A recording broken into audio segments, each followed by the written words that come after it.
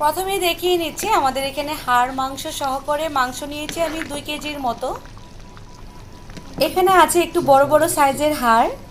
তো এই হাড়গুলো কিন্তু খেতে খুবই মজা, আমরা সবাই জানি। আর আছে 1 কেজির মতো গরুর মাংস। এই হাড্ডিগুলা সেদ্ধ হওয়ার জন্য আমাদের প্রেসার কুকারের দরকার হয়। যখন হাতে সময় থাকবে না তখন কিন্তু প্রেসার কুকারে খুব সহজে রান্না করা যায়, আর এগুলো সেদ্ধও হয় ভালো।